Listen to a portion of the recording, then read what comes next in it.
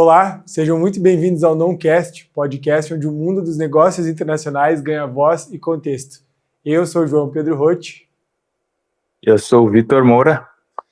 Diretamente de Pequim. E hoje a gente vai falar de uma indústria muito importante e muito diferente do que a gente normalmente está acostumado a ver no mundo dos negócios, que é o mercado de saúde. Porque a gente precisa pensar que se no Brasil já é complexo, né? A gente tem o SUS, a gente tem hoje mais de 200 milhões de pessoas que precisam de atendimentos, tem toda uma estrutura de planos privados também. Imagina como que isso funciona no universo de 1,4 bilhão de pessoas. Então, quando a gente fala da complexidade brasileira, a China bota ela na gaveta e traz isso num contexto infinitamente maior. E é sobre isso que a gente vai falar hoje aqui, aproveitando que nós acabamos de concluir a primeira edição do China Healthcare Innovation, que nós fizemos em parceria com a Academy Abroad, para levar um grupo de empresários e médicos especialistas do segmento de saúde para encontrar o que são as tendências de tecnologia, de inovação e boas práticas, né, do mercado de saúde na China. E, para nossa surpresa, a gente teve uma excelente experiência, né, Vitor? A gente pôde visitar empresas médicas de diferentes segmentos em diferentes cidades da China. E a comitiva, né, o grupo de empresários que estava com a gente na missão, também ficou muito satisfeito. Os feedbacks foram surpreendentemente muito bons de todo mundo. E a ideia aqui é a gente trazer um pouco de tudo que a gente viveu nesses 15 dias que nós ficamos imersos no ecossistema de saúde da China.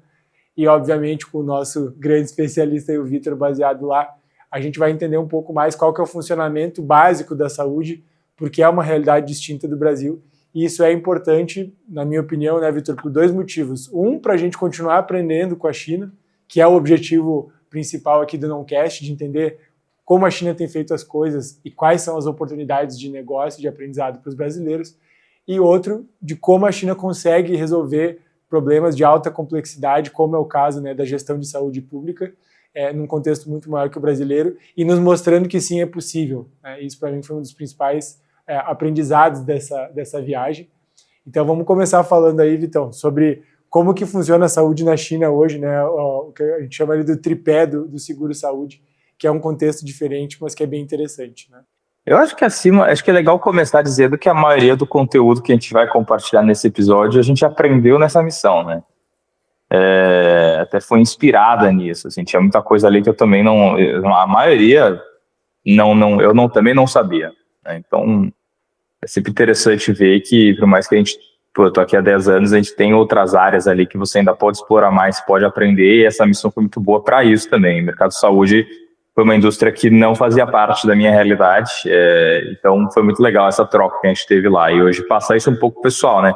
Algumas partes ali eu pessoalmente, assim, entrando nesse mérito, eu já usei hospitais públicos aqui na China, mas tinha algum conhecimento mais básico de como o sistema como um todo funcionava, né? Acho que dessa vez ficou bem mais claro. Então, começando, eu acho que a primeira coisa é essa questão do seguro, né? A gente teve a oportunidade de visitar uma das maiores seguradoras aqui da China, em Pequim, né? E esses pessoal é uma seguradora estatal que funciona por uma lógica de mercado.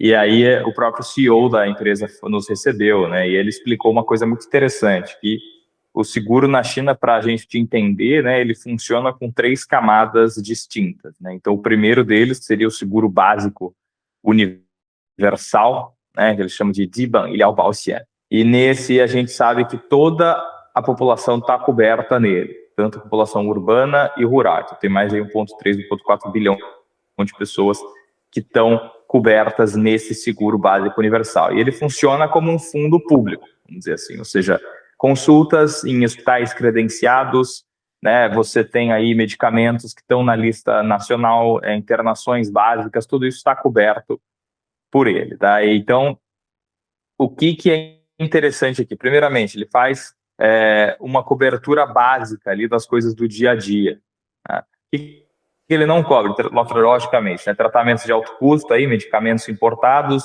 doenças raras, a parte odontológica aqui na China, que ainda é algo que não é entendido como saúde básica, né? Está saindo um pouco disso, e saúde mental. Isso também a gente vai falar um pouco no final, tá? Então, acho que esse é o que seria o equivalente, tá?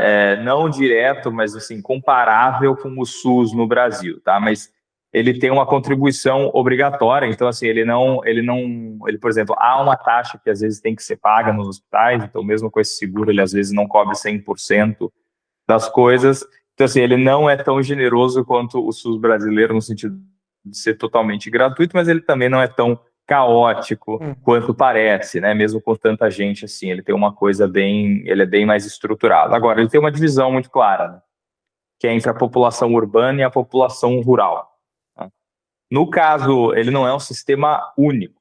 A China tem essa divisão muito clara de qual que é a nossa população que vive nas áreas rurais e a população que já mora nas cidades, né? Então, assim, o que é interessante lembrar aqui?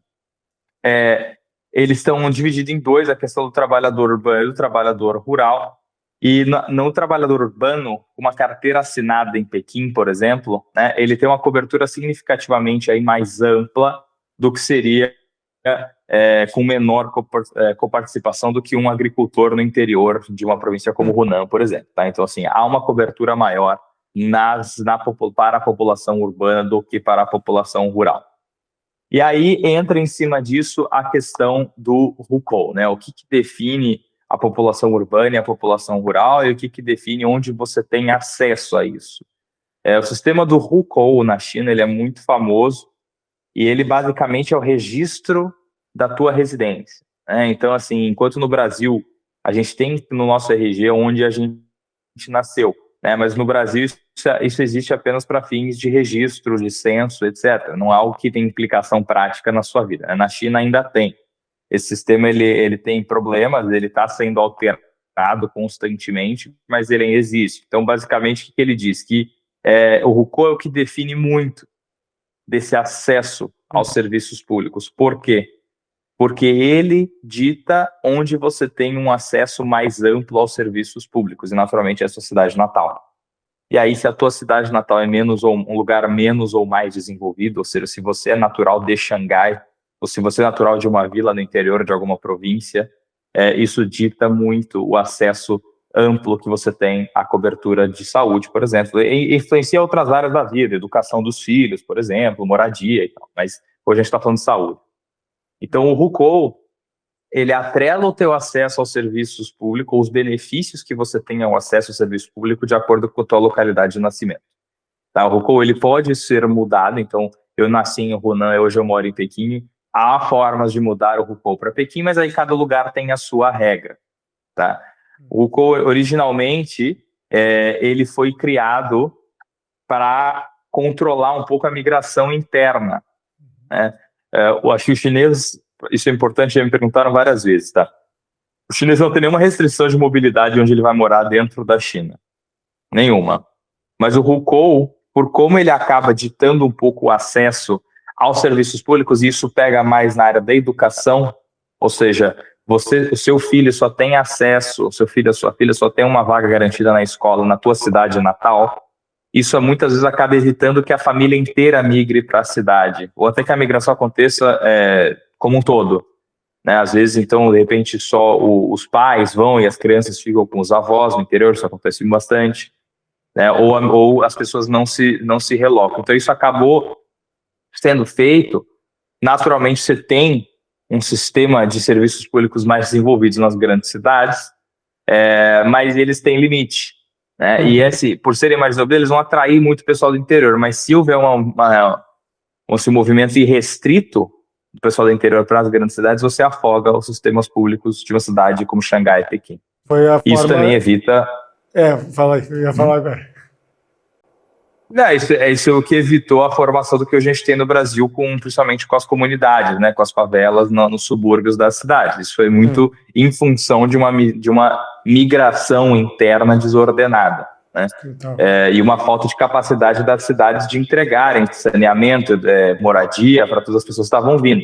A China teria tido o mesmo problema se não fosse o sistema do hukou. Enfim, são vários fatores, mas o sistema do hukou com certeza é um deles. Então, para explicar isso, que ele impacta no teu acesso a esse seguro, o seguro de primeiro nível, né, que é o seguro universal. Ou seja, você tem um acesso, uma cobertura maior na tua cidade natal.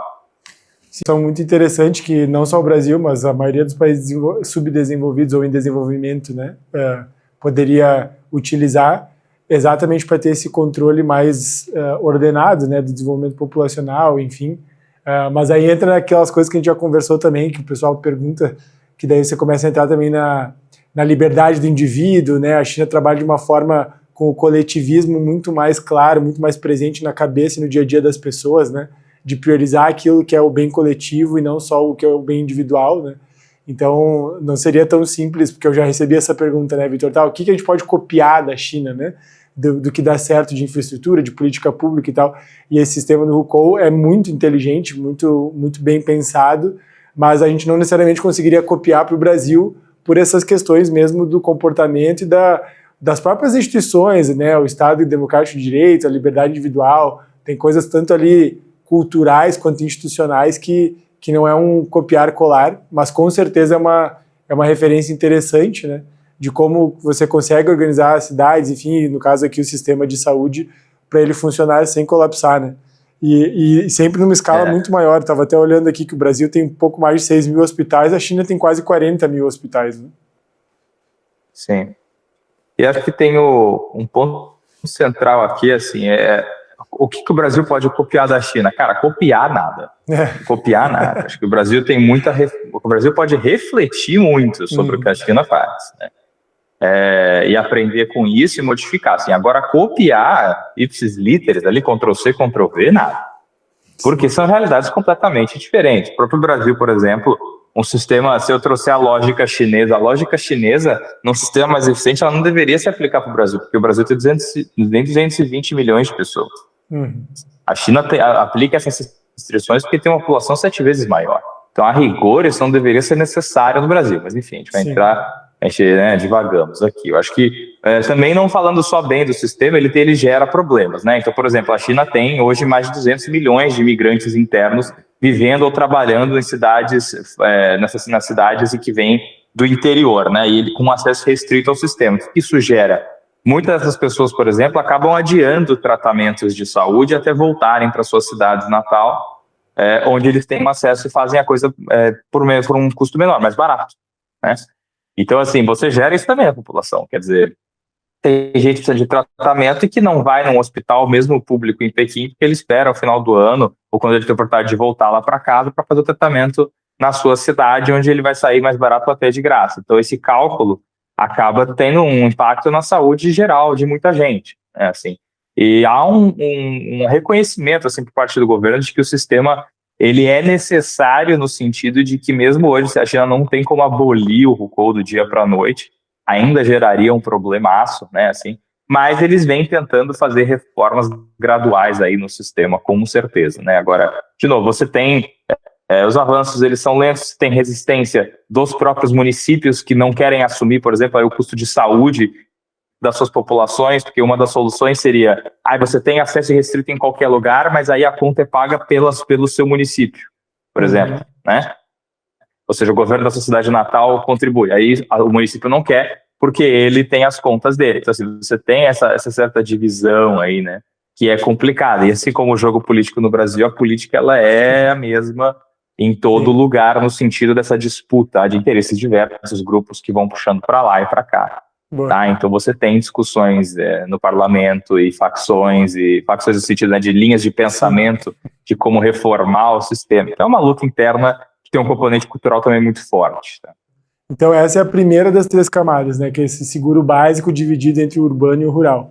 E aí a segunda, o que é? É uma frente mais que a gente chama de plano corporativo, certo? Isso, a segunda que seria o Tuan-Xian, que aí já é o que é entregue pelas empresas privadas como se fosse o seguro de saúde que se entrega no Brasil para funcionário CLT, né? O que acontece? Só que na China ele tem uma parte dele que é obrigatório não, mas as empresas podem usar, por exemplo, isso como um atrativo, que entrega um benefício, um plano de saúde mais completo para os seus funcionários como um atrativo para esse pessoal vir trabalhar. Então isso pode ser usado como arma, no Brasil isso também acontece. Mas é aqui que entra o dinheiro pesado. São essas empresas que realmente pagam os grandes seguros. Você tem principalmente as multinacionais, as estatais, as startups de tecnologia que oferecem esses planos coletivos, vamos dizer, como benefício. Tá? E aí ele cobre o que o plano universal não vai cobrir. Então, hospitais mais premium, acesso a alguns médicos estrangeiros, apesar de tratamentos internacionais. Então, aquela parte, no fundo, assim, aquela parte mais completa do que o seguro universal não cobre, você às vezes tem acesso a isso via o plano corporativo, que naturalmente é muito mais caro, daí o governo não tem tanto subsídio para isso, porque o básico já está coberto, mas ele incentiva que as empresas deem esses benefícios, porque isso entrega uma qualidade, né, assim, um serviço de maior qualidade para grande parte da população, sem onerar as contas públicas, porque está vindo das empresas, tá? Apesar de que as estatais entram nisso, tá?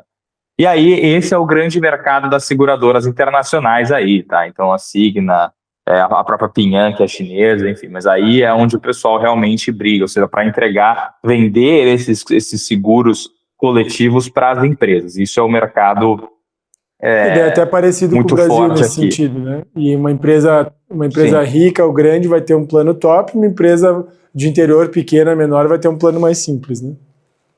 Exatamente, mesma lógica. E aqui é onde entram os estrangeiros também, né? Acho que é interessante mencionar isso. A China tem, enfim, comparada à população total, a população estrangeira que realmente é residente aqui, como eu, por exemplo, ela é bem, estatisticamente, significante, mas passando um pouco de como é que é a realidade, nessa camada que os estrangeiros entram, especialmente os que não falam chinês, né? Porque muitos hospitais públicos hoje em dia, eles já têm uma seção internacional e aí essa seção é coberta pelos seguros corporativos, por exemplo. Tá? Então, você tem essa questão já hoje. Você tem hospitais dedicados, assim, que são mais frequentados por famílias estrangeiras, por United Family, por exemplo, que é uma rede aqui que é de super altíssimo nível, tanto que eu nunca fui lá. E lá você vê muitas famílias chinesas de super, né, classe super alta, ou os estrangeiros, especialmente os expatriados, que com benefício a empresa também dá um mega seguro para eles, tá? Então, você tem exatamente isso que você falou, ou seja, quem trabalha naquelas grandes, né, de repente, no que seria a Faria Lima da China, lá em Lujiazui, em Xangai, vai ter um acesso super privilegiado e o funcionário de uma fábrica no interior fica só com a camada 1, às vezes, do seguro, né? Então, você tem essa desigualdade de qualquer forma. Igual, nesse caso, bem parecido com o Brasil, né? E qual que é a última camada daí, Vitor? Tem o seguro básico, tem esse que é o corporativo, que varia conforme o nível da própria empresa, e o que é esse terceiro daí?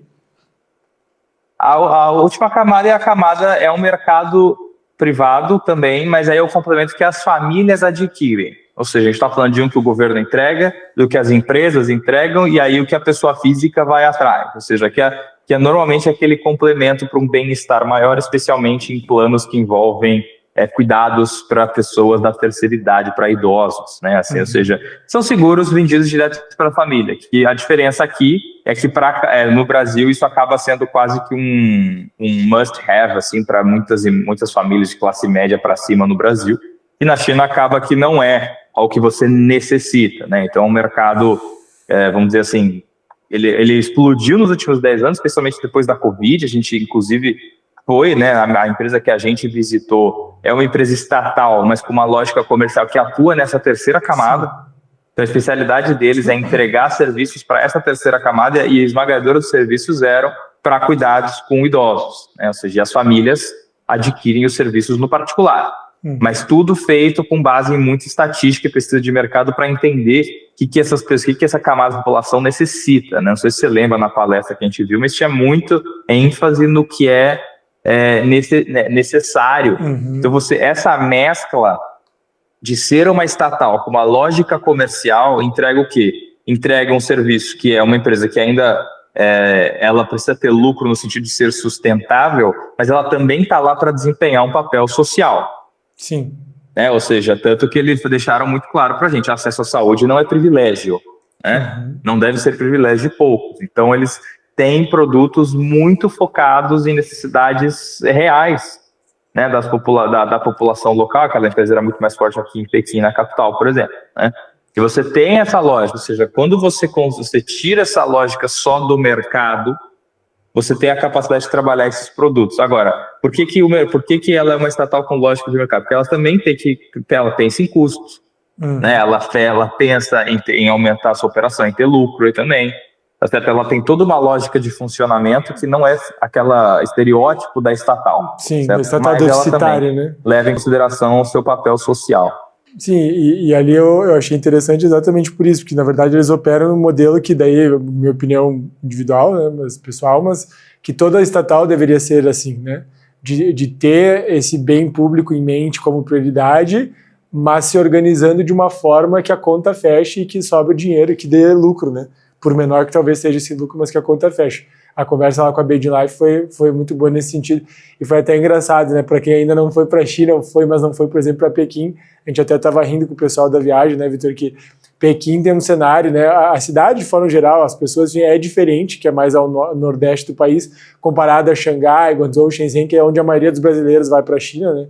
Até a questão de clima. Então, a gente estava brincando lá que estava uma sauna lá dentro, né? Porque Pequim não tem o hábito, né?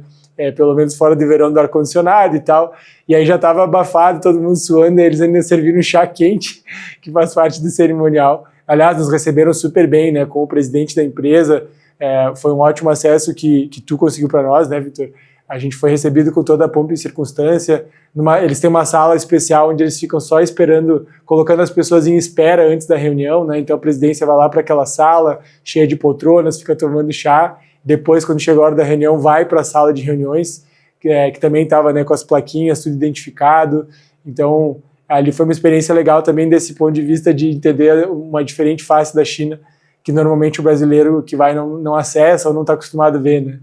Então, enfim, anedotas aí da, eu acho da que viagem. ali foi um dos casos que vale ressaltar, é que ali é um pouco das inovações da China que não são flash, né? Assim, não é tipo assim, não tem, a gente não tem uma foto ou vídeo na nossa visita da Beijing Life, por quê? Porque no fundo é uma sala de reunião, né? A gente foi escutar o que eles têm para falar, a gente não foi ver robô, não foi ver nada. Bom ponto. São serviços, é uma lógica, é entender como essa indústria funciona. Eu acho que, enfim, acho que tem um valor até, de certa forma, maior. A gente está entrando numa fase de Brasil-China que requer entendimento, né? Requer entendimento. O próximo passo das grandes oportunidades é entendimento. A gente está saindo daquela fase que o foco é quantidade, porque tem pouca gente aqui, ainda tem, mas talvez já grande parte vai se resolver com o tempo. A partir de agora, ela é profundidade, né? Você escolher onde você quer atuar nessa imensidão que é a relação Brasil-China no espectro de negócios possíveis e realmente aprofundar nisso. Então, acho que também foi o que a gente tentou entregar, acho que a gente conseguiu entregar nessa missão, né? Ou seja, é uma coisa bem focada nisso, inclusive a próxima já está com um foco ainda mais específico, né? E o futuro é realmente esse, assim, de realmente entender, aprender e ver como, assim, lá no início desse episódio a gente comentou, o que dá para copiar? Nada. Mas, quando eu vejo, por exemplo, a presença de um seguro universal, de um sistema de saúde universal, o Brasil também tem, na lógica brasileira e a China na lógica chinesa. Agora, a lógica chinesa às vezes pode te ajudar a refletir sobre o Brasil sobre um outro ângulo, né? Não porque o chinês tem um sistema melhor, mas eles podem ter lições que podem ser aplicadas ao Brasil. Às vezes a gente tem que sair para olhar para onde estamos com mais clareza, né? E eu acho que isso ficou bastante claro nas conversas do pessoal que foi com a gente, né? Assim, acho que a gente teve essa oportunidade, foi entregue. Aí cada um processa isso da forma como, o próprio como qualquer SUS, indivíduo. né, Mas... Vitor, porque a gente tende a olhar, né, no Brasil, aqui no dia a dia, no viés muito, né, não de reclamação, mas a gente olha mais para o lado negativo, as deficiências, os problemas, as dificuldades, mas a gente tem que lembrar que o SUS, ele inclusive até hoje é uma referência mundial, né, como Sistema Único de Saúde, de ser um sistema estatal, público, que funciona, que qualquer pessoa tem acesso, inclusive estrangeiros e tudo mais. Inclusive a gente tem hoje pessoas de diferentes países da América do Sul que acabam migrando para o Brasil para ter acesso à saúde, dado que aqui é um direito universal, né? Então, nessa linha que você falou de olhar sobre uma outra ótica, eu acho que pode ser nessa linha de entender o que a gente pode melhorar, o que a gente sabe que dá para melhorar ainda no SUS, mas reconhecendo que ele é um sistema que na teoria é perfeito, mas obviamente na prática não é, mas que a gente consegue otimizar. A gente tem excelentes hospitais públicos no Brasil hoje, né? Então tem um caminho aí, o Brasil já está num caminho minimamente bom quando a gente fala de saúde, daí também essa é a minha leitura, né? A gente tem N dificuldades no Brasil, muitos problemas, obviamente, ainda muita gente de comunidades remotas ou de regiões do país que a infraestrutura ainda dificulta o acesso à saúde, mas, de forma geral, a gente tem, sim, um acesso minimamente decente, né? Mesmo com UBSs, com as UPAs, tendo unidade de pronto atendimento de municípios menores, a gente consegue hoje ter um acesso universal à saúde, né? E antes da gente falar um pouco mais da parte das tecnologias que a gente viu, Vitor, eu queria só que você comentasse rapidamente sobre o lado da medicina tradicional chinesa, né? Porque isso é uma coisa que a gente escuta bastante dos médicos brasileiros e do pessoal que trabalha no ecossistema de saúde, de como que funciona, né, essa conexão, e é uma das coisas que nós vamos explorar mais na edição de 2027, que já está confirmada, né, do China Healthcare Innovation, mas como que funciona essa intersecção entre as novas tecnologias, IA, hospital moderno, sistema público de saúde e tal, e a medicina tradicional chinesa, que muitas vezes acaba sendo o atendimento primário, né, que o chinês comum busca, né, e que o Ocidente, de forma geral, ainda é muito ignorante em relação à medicina tradicional chinesa, tem muito preconceito também, né, por achar que ela compete ou que ela quer bater com a medicina ocidental, muito mais baseada em químicos e tudo mais. Mas se você pudesse falar um pouquinho, acho que é interessante, porque isso é uma perspectiva bem única da China, né? E que eu acho que eles também têm conseguido, daquilo que a gente pôde ver mais por cima, mas vamos aprofundar o ano que vem, dessa interseção, né? De unir o milenar com o moderno, né? Eu acho que vamos lá, a medicina tradicional chinesa, como o nome já diz, são métodos de tratamento tradicionais da China que usam muitas ervas e outros ingredientes ali de forma mais natural, ou seja, não tem, é uma indústria que existe né, assim, pré-presença da indústria química nisso, né? Então, ela é uma tradição milenar aqui na China e que tem, eu mesmo já usei muitos remédios da medicina, do que seria a medicina tradicional chinesa, MTC, né, na sigla. É uma medicina, assim, a minha experiência pessoal é o seguinte, funciona, mas é mais lenta. O corpo responde de forma mais lenta do que um remédio, né? Agora, ela também é muito menos agressiva. E os chineses, às vezes, especialmente o pessoal mais velho, está acostumado a fazer as coisas de uma forma um pouco mais... bruto. Mais gradual. Não, assim, tem uma tolerância maior a ter isso, né? Assim, eu lembro uma experiência do meu primeiro ano de China, cara. Eu tive, assim, problemas intestinais, né? Como boa parte dos viajantes que vai, né? Só para comentar também, a gente teve algumas poucas pessoas nessa viagem, mas que tiveram, né, desafios intestinais, né? Mas isso faz parte de quando você viaja, muda a dieta drasticamente, enfim, né? Não, eu tive aí os chamados desafios intestinais no período, esses desafios se prolongaram, o que seria o mais do que o aceitável, né? Assim, e aí, chegou ali no segundo, terceiro dia, eu falei assim, tem algo errado. E eu fui num hospital de medicina tradicional e me deram um remédio. E no dia seguinte já começou a melhorar, mas não de forma... sim, gradualmente. Eu senti que estava melhorando, mas a coisa persistiu. Os desafios intestinais persistiram por mais um tempo, que eu julguei inaceitável e desci um Imosec e resolveu em meia hora, né? Sim. Então, assim, o paralelo que eu faço, assim, funciona, mas é uma outra noção até do tempo, né? Não vou entrar na discussão filosófica, mas é assim que funciona. E qual que é o papel disso hoje na China? É interessante entender, eles não encaram isso como uma coisa exclui a outra, tá? Eu já conversei com médicos aqui na China que são contra a medicina tradicional, que acham uma perda de tempo, etc. Existe pessoal que pensa assim. Mas, assim, no geral, como é que o governo encara? É uma coisa complementa a outra. Às vezes, na sua receita, você vai num hospital público, vão te dar uma receita de remédio para tomar, às vezes um é um remédio químico industrial, assim, no modelo ocidental, e o outro é de medicina tradicional chinesa, e as coisas se complementam. Então, ele pode te dar o Imosec e um chá de alguma erva específica, você entendeu? Ele pode te dar as duas coisas juntas. E você tem os hospitais focados nisso, na medicina tradicional chinesa, mas a esmagadora maioria do tempo, as coisas, eles também são credenciados no sistema. Assim como os de medicina ocidental, que a gente chama, mas enfim, né, a medicina que a gente entende como medicina. E tá tudo no mesmo sistema, e eles se complementam, uma coisa não puxa a outra. Duas meninas foram com a gente nessa última, no final das visitas, elas por conta própria foram numa clínica, né, de medicina tradicional chinesa. E eu vi um pouco do conteúdo que elas falaram, muito interessante ver. Não, assim, eu já frequentei, eu sei como funciona, mas ver a reação delas.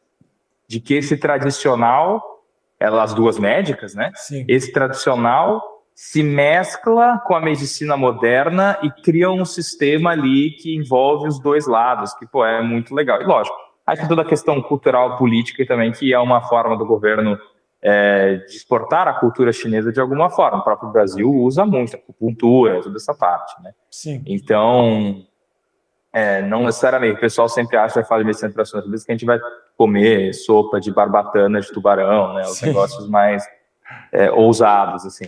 Mas existem ingredientes que desafiam mais, mas no geral são só materiais, né? Ervas, etc. Sim, chás, coisas da algumas natureza, né? essências de planta. Mas uma coisa que eu acho que é Exato. interessante é que a indústria médica ocidental, obviamente, né, evoluiu o nível da saúde global nas últimas décadas drasticamente, e tem coisas que eu acho que não tem substituição sem ser químicos e tal, e tá aí a prova, né, de N terapias, principalmente de áreas mais complexas como oncologia e tal, que, cara, não tem outro caminho. Mas eu acho que uma das coisas da medicina... desafios intestinais, né? Exato. E a gente tem que só lembrar que a medicina tradicional chinesa é literalmente tradicional, né, literalmente milenar, e existe hoje todo um movimento em diferentes países do Ocidente, o Brasil também, né, sobre tentar se medicar menos, no sentido de se drogar menos, né, de colocar menos coisas artificiais para dentro do corpo, claro, dependendo do caso, dependendo da terapia, e numa linha de que, na verdade, a medicina tradicional da China já trabalha isso há literalmente séculos, e agora a gente está no Ocidente, talvez reencontrando ou reconectando com esse lado mais natural, mas no final das contas uma combinação, né, entre a medicina ocidental e a tradicional oriental é o melhor dos mundos, né, para a gente conseguir ter os tratamentos mais efetivos. E aí, olhando para aquilo que a gente conseguiu visitar lá, Vitor, só recapitulando para quem não estava com o contexto completo, né, a gente fez aí 11 visitas em 5 cidades, nós passamos desde o Nordeste, lá em Pequim, na capital, depois descendo para Xangai, fomos para Guangzhou, onde acontece a Canton Fair, e é uma das cidades também milenares da China que evoluiu hoje super moderna. Shenzhen, que é a cidade cartão postal, que era uma vila de pescadores há 40, 50 anos. E terminamos em Hong Kong, fora da China continental, mas com uma visão também de bastante modernidade, enfim. Né? E de tudo que a gente visitou ali, Vitor, algumas coisas que eu acho que vale a pena comentar aqui.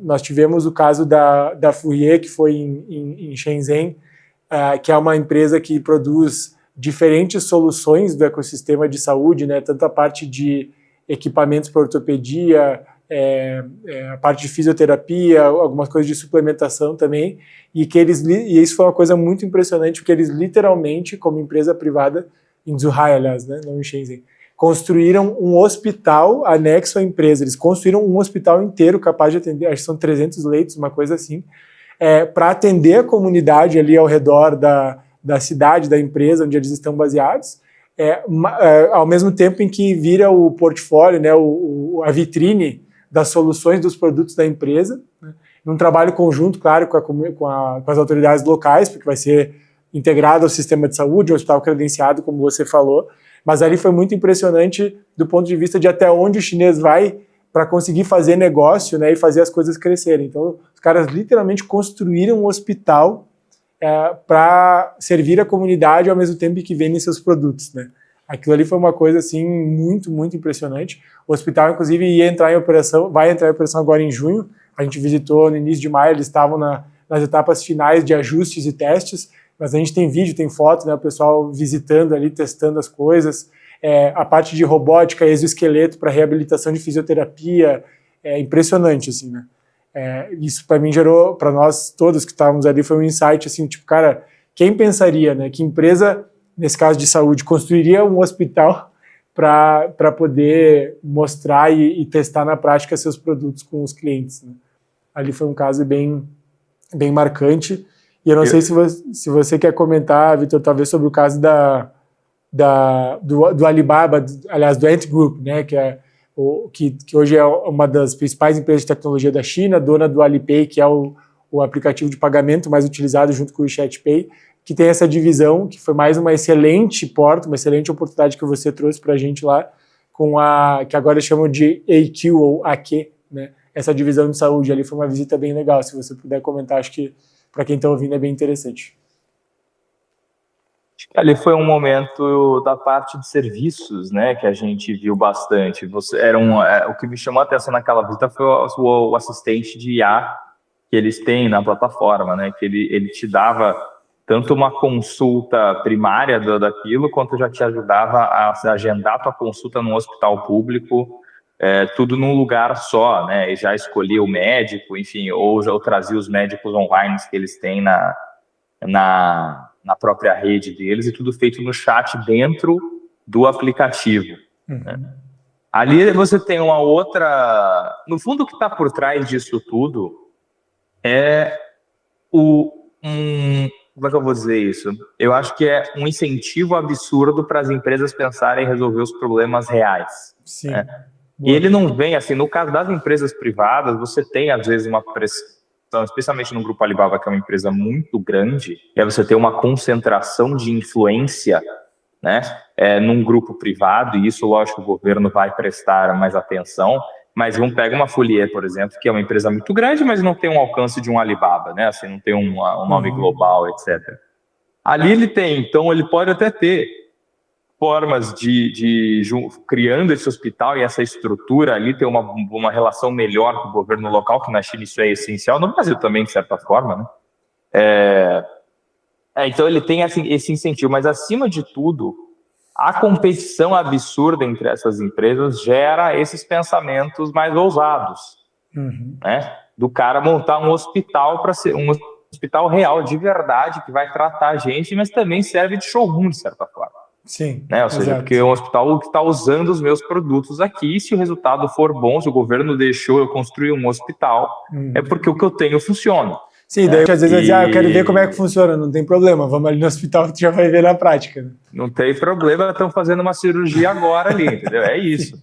Então você tem e esse tipo de coisa surge, de certa forma, sob pressão, né? Assim, você tem que pensar fora, que é o que a gente sempre fala um pouco da questão do complexo industrial no Brasil, da estagnação que ele está, né? Sim. E você tem isso, né? Então, na China, não. O governo entra em zero.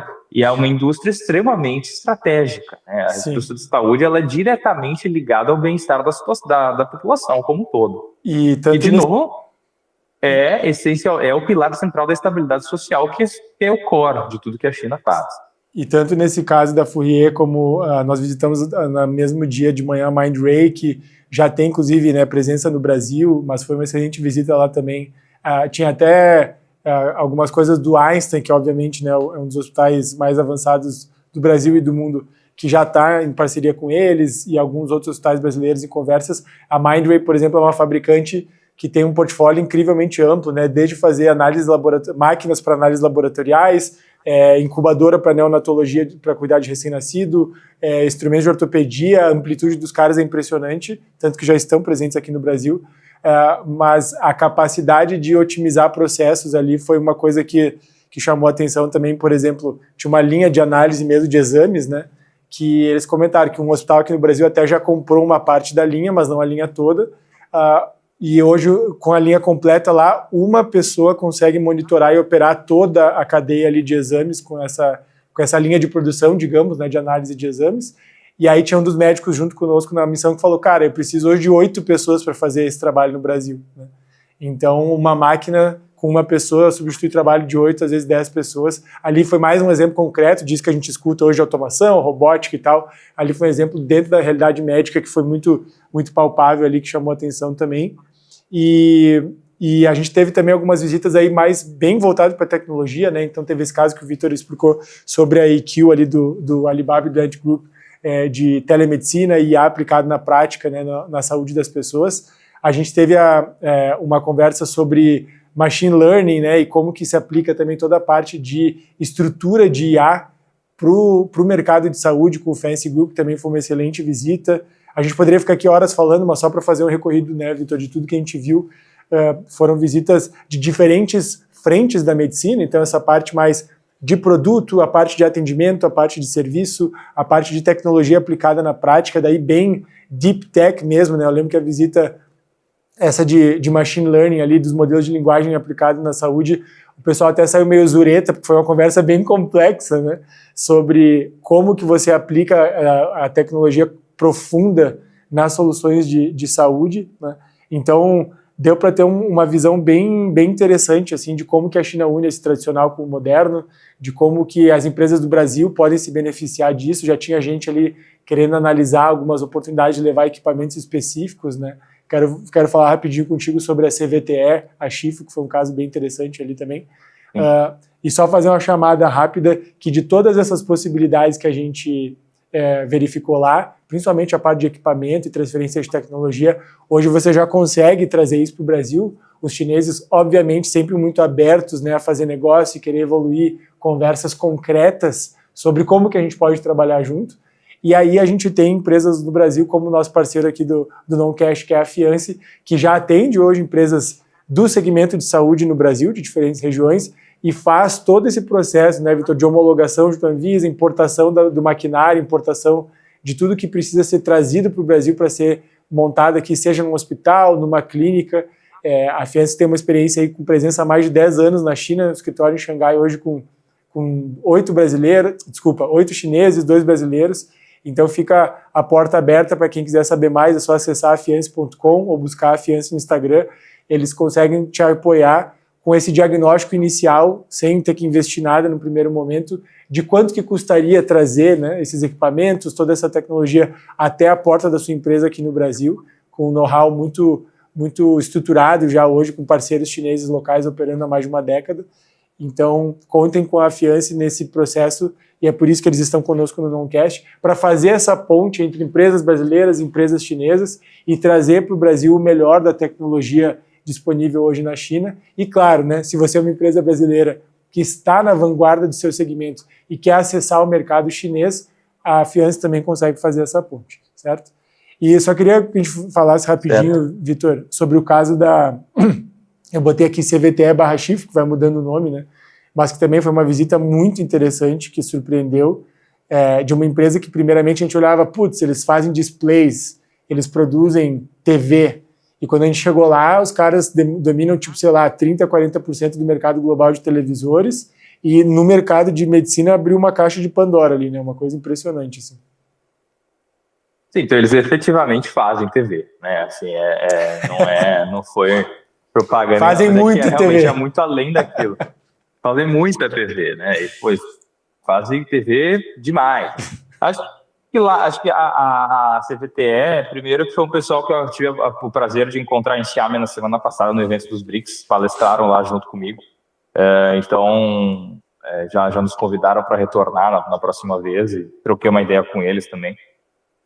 Ali você vê de novo, né, assim, a dinâmica das empresas chinesas. Então, eles efetivamente surgiram no mercado de televisores, né, e depois evoluíram para fazer eles são líderes mundiais em componentes específicos dessa área, né, e também evoluíram para fazer outras coisas, até equipamentos de academia, e aí os displays, montam estruturas inteiras de escolas e salas de aula com TVs, que seria uma lousa, né, o quadro negro interativo, etc., ou seja, toda uma dinâmica de ambientação, de projetor e microfone, etc., para a sala de aula e também para o hospital. Então, fazem isso na parte dos displays usados para operação, durante cirurgias, né, assim, com maior definição para as câmeras que são usadas, né, na hora de inserir dentro dos pacientes, que dá mais clareza daquilo que o médico o cirurgião está vendo ali, para dar mais precisão no movimento. Então, você tem tantas coisas que é interessante. Essa outra empresa que tinha vários benefícios. Eles tinham uma clínica médica dentro do escritório, não sei se você vai lembrar. Uhum. Ele é uma clínica pequena ali de atendimento. E também trabalhando com equipamentos de academia, etc. Então, você vê que uma coisa vai levando a outra e eles estão abertos. Outra empresa já com equipe no Brasil, uma equipe pelo menos responsável pela América Latina, né? E aberta muito à conversa. E outra coisa que eu acho que vale lembrar o grande negócio da China, que é um pouco diferente no caso do Brasil, quando a gente compara com outros países do sul global, é que, ao contrário de muitos países do sul global, infelizmente, e no caso do Brasil, felizmente, o Brasil não sai exatamente do zero, né? Uma das meninas estava com a gente na missão, uma pesquisadora, e me contou que ela já tinha tido experiência de ter tido desenvolvimento e pesquisas muito interessantes, com resultados laboratoriais extremamente promissores, mas por falta de recursos a coisa não foi para frente. inclusive um dos o autor da ideia da pesquisa acabou sendo levado para fora do Brasil para executar isso. E a China é um dos lugares que tem muitas empresas que poucos conhecem, que tivemos até a oportunidade, que não tem muito glamour, mas que a gente teve a oportunidade de visitar como exemplo, né? E que tem interesse em fazer isso. A China é um excelente lugar para esses laboratórios e essas equipes acadêmicas buscarem escala nos seus produtos a um custo muito mais baixo, né? Então, você tem muito dessa oportunidade, assim, você tem um resultado promissor do laboratório, agora precisa escalar com a sua patente, por exemplo. A China é um lugar que você pode terceirizar a produção desse medicamento, desse produto, etc. Sim, que hoje é muito mais acessível, menor do né, que seria no Vitor? Brasil. Mesmo com a distância física e a barreira do idioma, mas os chineses, como você falou, muito mais abertos a conversar sobre essas coisas e viabilizar, né? E só voltando ao ponto que você trouxe ali da CVTE, de que uma coisa vai levando a outra, essa foi uma das conversas que a gente teve bastante ao longo da viagem ali, porque era todo mundo médico, empresário, enfim, né, todo mundo com cabeça de fazer negócio, de empreender e tal. E uma das conversas era, putz, mas às vezes a gente quer fazer tudo e acaba perdendo foco e vai abraçando oportunidades e tal, e talvez a gente devesse ter mais foco e dizer mais não e ter mais foco, né? E aí a gente ia numa visita tipo essa da CVTE e voltava pro ônibus e o pessoal tipo, cara, foda-se foco, olha os caras, olha tudo que eles estão fazendo, tipo, a gente não tá errado de, né, ir abraçando as oportunidades, tentando fazer tudo e tal. Porque eu acho que essa questão, isso é uma coisa também que eu acho que eu pude aprender com a China, e nessa viagem foi mais uma confirmação, que é a capacidade mesmo de multiplicar negócios, multiplicar frentes de negócios, mesmo que às vezes elas não estejam diretamente relacionadas, mas eles têm essa capacidade. Eu acho que o Brasil também tem, o empresário brasileiro também tem, mas a China, não sei se pelo pragmatismo ou pelo nível de competitividade interna, mas eles conseguem ainda fazer isso melhor do que nós, que é identificar uma oportunidade e já sair fazendo. Puta, apareceu mais uma, vamos botar. Né? Então, que nesse caso ali, começou fazendo TV, daí ampliou para... Já estava fazendo os exoesqueleto de fisioterapia, daí tinha equipamento de academia, daí tinha os display para fazer cirurgia. Aí a gente viu lá que tinha toda uma parte, né, voltada para educação, com um quadro super inteligente que também impressionou todo mundo, assim, com uma usabilidade incrivelmente intuitiva, né? Então, acho que esse ponto só do foco, eu lembro que foi uma discussão também, e que a China ensina, e que só estando aí, né, Vitor, para entender na prática, mas de que a gente às vezes acha que está com muita coisa, e de fato pode estar, mas os chineses conseguem, sem dizer não, eles conseguem capitalizar e abraçar diferentes frentes e expandindo o portfólio de produtos, de soluções das empresas, inclusive no segmento de saúde, de uma forma impressionante, né? Isso foi um ponto que chamou bastante a atenção, assim, né? Não, isso realmente, mas a única ressalva que eu faço nesse sentido é que a gente visita esses grandes grupos chineses que realmente têm muitas linhas diferentes, mas eles dificilmente já começaram com todas as linhas ao mesmo tempo, né? Então, para quem gosta de estudar cases de empresas, eles começam fazendo uma coisa e justamente pela competição interna na China, você não tem nunca o espaço para estagnação. Então, eu atingi a liderança global no segmento de televisores, por exemplo, que foi o caso da CVT, naquele componente específico, que agora me foge o nome, mas eles eram líderes globais naquilo. Eles não sentaram em cima dessa vantagem, somos líderes globais. Não, eles sabem que se não fizerem um próximo movimento, alguém vai fazer. Né? Então, um pouco dessa dinâmica de mercado que força essa diversificação. Agora, foi feito sim uma coisa de cada vez. Né? Então não é que logo de cara, o que a gente fala do foco, que eu acho que vale o pessoal, e fica uma coisa para a gente não confundir, que é assim, sim, a gente precisa ter foco. O que a gente não pode ser é cabeça fechada para as outras oportunidades que estão na mesa. Agora, você tem que começar de algum lugar, não adianta. Se você não sair e tiver claro que teu core está rodando, que a empresa está rodando, porque aí você, como fundador, você pode contratar alguém para tocar aquilo, uma equipe, e você foca na próxima coisa. O que muitas vezes acontece com esse empreendedor que está começando, e que eu acho que eu mesmo já cometi hoje, que eu enxergo como um erro durante muitos anos da minha vida, foi realmente tentar, porque você vem para a China que não faltam só oportunidades. E às vezes o excesso de oportunidade acaba sendo a morte da eficiência, né? Porque você não tira nada do papel. Então, acho que tem que dizer não até você ter claro o que você faz, fazer aquilo bem, aquilo sai vai ver, daí você vai expandindo um por um. Mas é nessa ordem, né? Então, nada impede. Hoje, a gente falou sobre isso na questão das missões, né? De como é muito mais interessante fazer uma coisa voltada assim, para a saúde do que uma empresa, do que uma missão genérica, no nosso caso, né? Uhum. E que dentro da própria área de saúde é uma foco. A próxima missão pode ser de um segmento específico de ortopedia, pode ser de geriatria, pode ser de algo, de uma especialidade, Sim. né? Assim, você tem toda essa capacidade. E aí você fazer isso daí depois expandido, pô, com certeza. E hoje, ao longo de décadas de desenvolvimento, a CVT era do fim da década de 90, o início dela, né? Uhum. Quase 30 anos de empresa, aí sim. Na velocidade chinesa, 30 anos no lá, são 70 no Brasil, né? Então, aí nessa lógica, assim, aí quando você vê esse monstro hoje que faz da sua TV fazer CPU lá de gabinete, de desktop, lá antes de notebook, etc., né? Aí equivalente de academia, exoesqueleto, etc., pô, os caras não têm foco, mas eles foi uma coisa de cada vez. Aí 30 anos depois, sim, tem 17. E tudo com uma loja de inovação, né, Vitor? Que nesse caso que você falou do equipamento de academia. Os caras não estão só fabricando equipamentos para vender equipamento de academia no mercado mundial e ser mais um player. Eles desenvolveram toda uma linha que não tem os pesos físicos, né? Que tem toda uma mecânica nos equipamentos que remove a necessidade de ter os pesos físicos e faz os treinos, inclusive, serem muito mais assertivos, com IA conectado no aparelho para ajudar a pessoa a ter maior rendimento em cada exercício, adaptar o aparelho a cada pessoa na hora de executar, um troço impressionante e com um alvo muito claro. Queremos bater a Tecnogym, que é a italiana, que é a líder mundial, né? Então, não só de ter o portfólio, mas de ter com tecnologia, com inovação, de estar brigando na vanguarda do segmento, né? Isso foi uma coisa bem interessante, mas concordo com o seu ponto. Não foi do dia para a noite, apesar de ter sido rápido, né? Mas, enfim, aí são contextos específicos da China. E fazendo uma recapitulação, então, Vitão, de tudo que a gente viu aqui. A gente falou sobre como funciona o sistema de saúde na China, que é um pouco diferente do Brasil, e é importante ter esse contexto.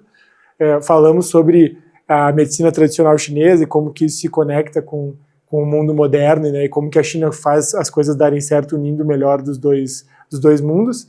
E revisitamos aqui boa parte daquilo que a gente pôde ver na nossa primeira missão focada em saúde, que já está confirmada a edição do ano que vem, com evolução em cima do feedback que a gente reuniu do pessoal que foi nessa primeira, né? E até queria deixar registrado aqui o nosso parabéns e o agradecimento, né, Vitor, pros empresários, pros médicos que participaram dessa edição, porque também são vanguardistas no seu segmento, são pessoas de cabeça aberta, que pensam diferente, que saem na frente, e foi uma honra e um prazer estar com eles, né? Uma turma fantástica aí. A gente até fala abertamente, né? Porque viagem é sempre uma aposta. Você pode, às vezes, ter uma que outra pessoa que é meio mala, meio reclamona, e, cara, nós tivemos aí um grupo espetacular de diferentes lugares do Brasil, diferentes especialidades médicas e backgrounds de vida também, né? E foi muito gratificante ter essa missão entregue em parceria com a Academy Abroad, ali, a equipe do Rafael Kenji, que também faz um trabalho muito bom. E a gente entende que tem esse espaço para a saúde, vamos continuar trabalhando nessa frente, né, de healthcare.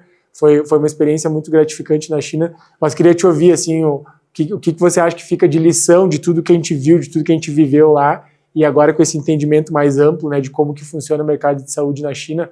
A gente não aprofundou aqui, mas você comentou sobre a seguradora, a Silver Economy, né, o mercado da terceira idade, enfim, das pessoas de idosos.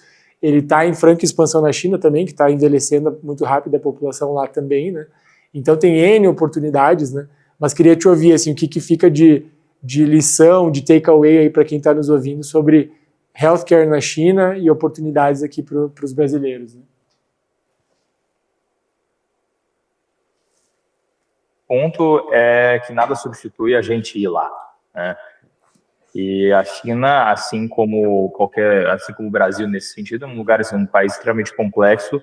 Essa missão, eu mesmo, depois de 10 anos na China, para mim eu fiz a imersão junto com o pessoal, né? Aprendi junto. Eu também nunca tinha trabalhado no mercado de healthcare antes e fiquei fascinado com o que eu vi, que era mais um outro aspecto da China que eu também não conhecia. Então, você ter essa imersão.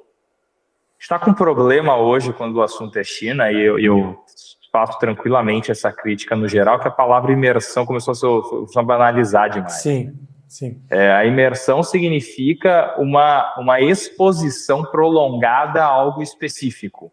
Uhum. Tá? Ou seja, você não vai lá para ter um pouquinho de tudo, né? Isso não é uma imersão. Certo? A imersão, ela necessita profundidade, está no nome já. Você se imerge em algo, né?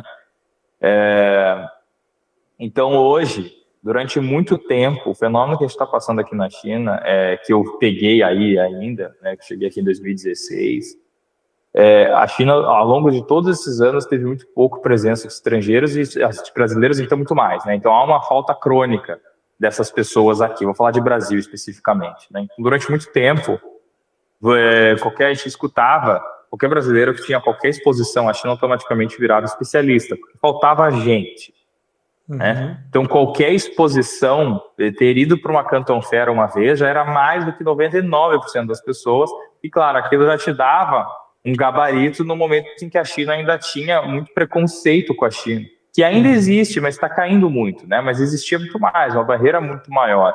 E do lado da China também, o visto era complicado, enfim, toda aquela coisa, eram vistos curtos, davam visto de 30 dias, né? Eu cheguei a ter visto de 14 dias lá atrás, então assim, era uma outra realidade. Hoje, com a isenção dos vistos, e mesmo antes, que já estavam dando visto de 10 anos, né, que nem a gente tem, que nem brasileiro tem para os Estados Unidos, com aquele múltiplas entradas, etc. Você vai mudando isso. Né? Então, a isenção do visto aumentou exponencialmente o número de brasileiros que vêm para cá. Na Canton Fair, a gente fala em português praticamente hoje. Né? Literalmente milhares de brasileiros em cada edição da Canton Fair. Né? Sim, já é, até onde eu sei, possivelmente uma das maiores delegações que vai. Tá? Então, da maior feira do mundo.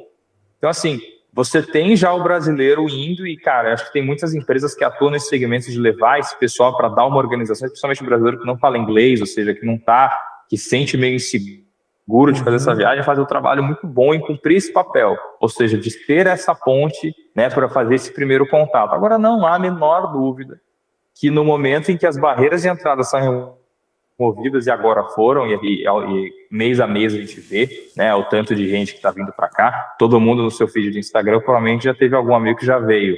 Isso era impensável 5 anos atrás. E hoje não, eu estou para receber minha família aqui da semana que vem, inclusive. Então, é uma imersão, literalmente. Vou ficar um mês, quer dizer, é uma imersão, literalmente, vou ficar quase um mês aqui, entendeu? Então, assim, é algo bizarro, né? E para eu que estou aqui, na época que eu voltava ao Brasil, me chamavam de louco por morar na China. Sim. Isso está mudando. Agora, por que a gente não chama um brasileiro que mora na Alemanha de especialista em Alemanha? Porque morar na Alemanha hoje não é algo raro, ou nos Estados Unidos, etc. Não é algo que salta aos olhos no sentido, pô, ninguém faz isso, né? Assim, não. E agora a China vai entrar nesse momento. Tá?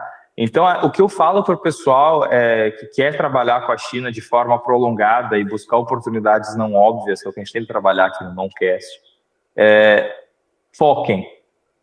A dinâmica entre Brasil e China, ela é um absurdo de gigante. Sempre basta a tecla, ninguém vai dominar o comércio bilateral entre Brasil e China. Né? Então, não há necessidade da gente de ficar nessa coisa de não vou compartilhar, etc. Mas tenha o seu foco. Ache o seu nicho dentro dessa imensidão de oportunidades que é a relação Brasil-China e sul global como um todo. Assim, ou vai ser healthcare, então que a gente seja uma referência nessas missões de healthcare. Né? Ou você vai trabalhar um certo tipo de maquinário. Foque nisso, entende onde a China está indo, quem são os players, se aprofunda, faça uma viagem só para isso, eu vou só visitar os fornecedores, onde que no país está o hub industrial dessa minha área, eu vou para lá, entendeu? Assim, acho que o próximo passo é fugir da coisa da abordagem genérica, que ela é uma porta de entrada, mas ela não é onde está a real oportunidade. Tá? Então, acho que foi a primeira vez que a gente fez uma missão mais focada, né, e aberta. A gente já tinha feito grupos específicos antes, né, para empresas específicas, mas assim, uma missão aberta, mas num segmento. E eu acho que a feedback é extremamente positivo. Então, acho que, como alguém que deseja que as relações Brasil-China se tornem mais estreitas, o próximo passo é, assim, entendam qual é a engrenagem que pertence a você nessa máquina e seja especialista nisso. Ninguém vai dominar a coisa como um todo. Então, explore o seu segmento, o seu setor e com certeza vai ter muita coisa para fazer. Excelente. Bom, depois dessa imersão em saúde na China, muita lição aprendida, muita coisa boa, uma validação de que faz sentido, né, Vitor, tudo que a gente fala e discute aqui, continuar aprendendo com a China e não só no sentido de admiração, mas como é que a gente trabalha o Brasil junto com isso, oportunidades de lá para cá e vice-versa. E essa era a ideia de hoje aqui, a gente poder debater. e foi um prazer aí estar contigo, né, quase 20 dias na China, para aprender tudo isso em primeira mão, e essa é a nossa proposta aí. E vamos conversando. Muito obrigado para todo mundo que escutou e a gente se vê no próximo episódio do Não Cash. Até lá!